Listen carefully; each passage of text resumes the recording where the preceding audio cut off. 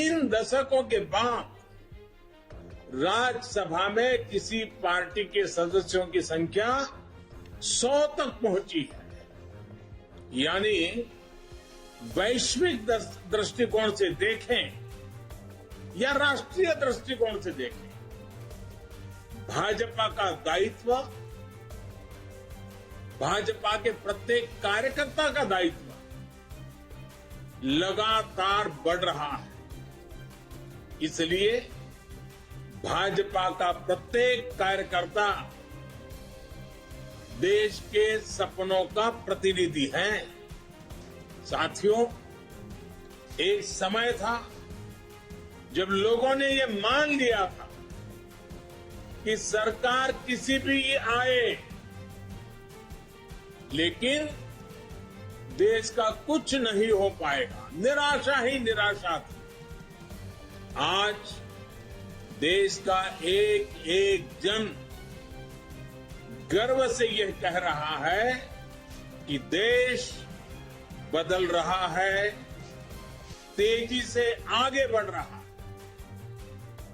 आज दुनिया के सामने एक ऐसा भारत है जो बिना किसी डर या दबाव के अपने हितों के लिए अड़िग रहता है।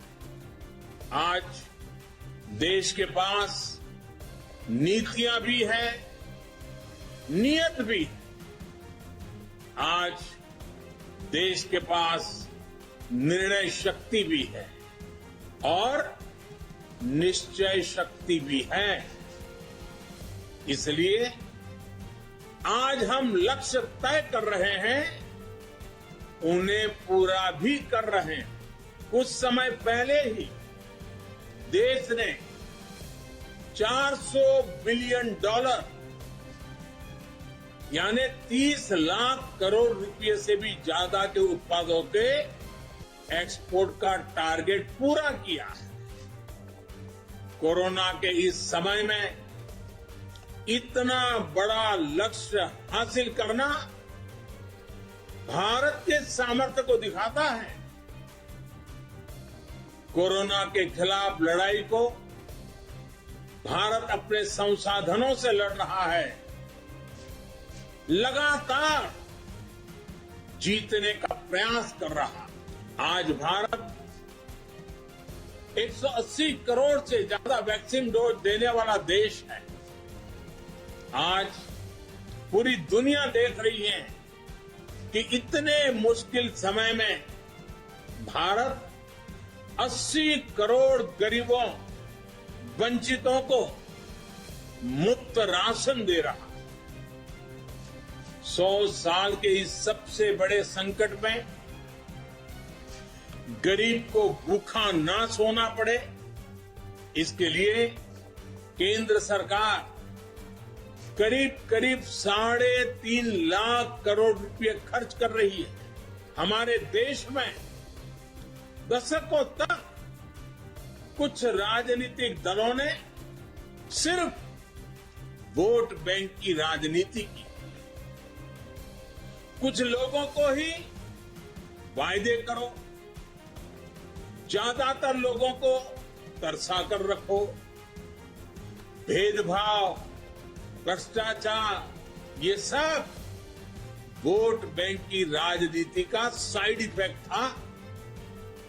लेकिन भाजपा ने इस वोट बैंक की राजनीति को न सिर्फ टक्कर दी है, बल्कि इसके नुकसान देशवासियों को समझाने में भी सफल रही। आज देश में ऐसी सरकार है जिसकी वैचारिक निष्ठा अंत्योदय में गरीबों, दलितों, पिछड़ों, महिलाओं के हितों के लिए, उनके उत्थान के लिए काम करना, ये हमारी पार्टी के मूल संस्कार है।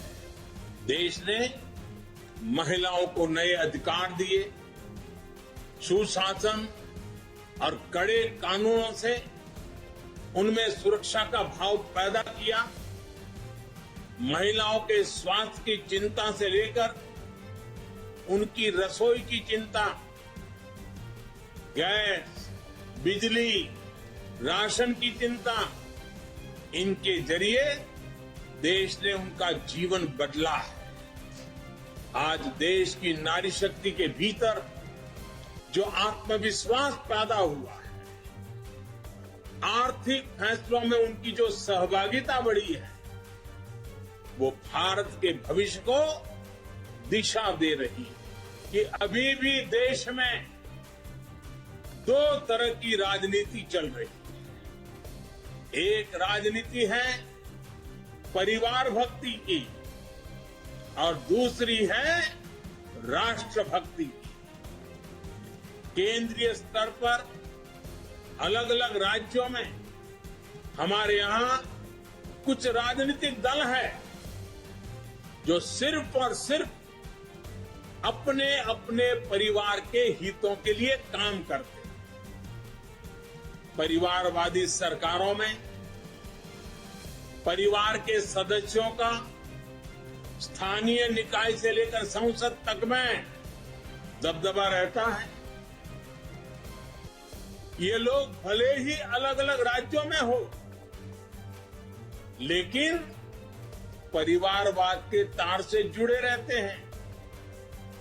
एक दूसरे के भ्रष्टाचार को ढककर रखते हैं।